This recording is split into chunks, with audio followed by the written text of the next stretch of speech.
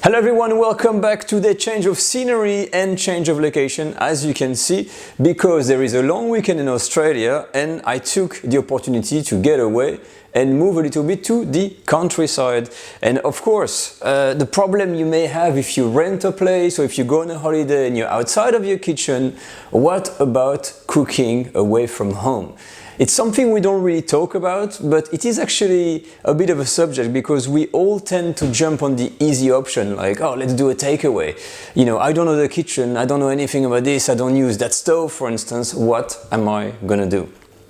So, the typical thing that usually happens when you arrive in a place, let's say like this, that you don't know, is that you start to explore and find out, you know, what kind of stuff is in the cupboard.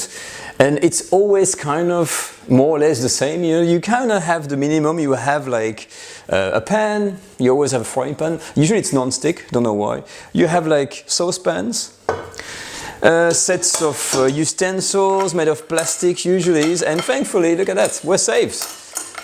I got a whisk. So, well, you can still do some cooking with these things. Happily for me, look at that. I found this thing. That's a nice looking thing. And that tells me, for instance, I could make something like a dessert, a quiche or something like that.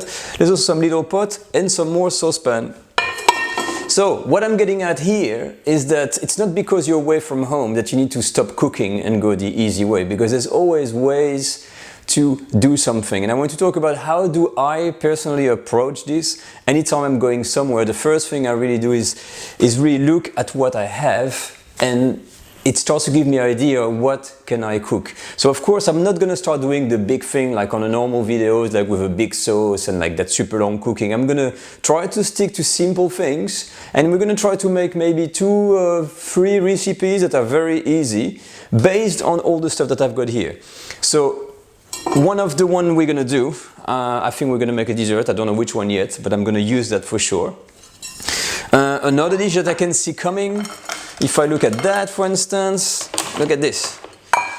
That's a typical kind of baking dish, and I can see here maybe some nice kind of French macaroni gratin going on there, something with some tomato, something. We'll look at this later.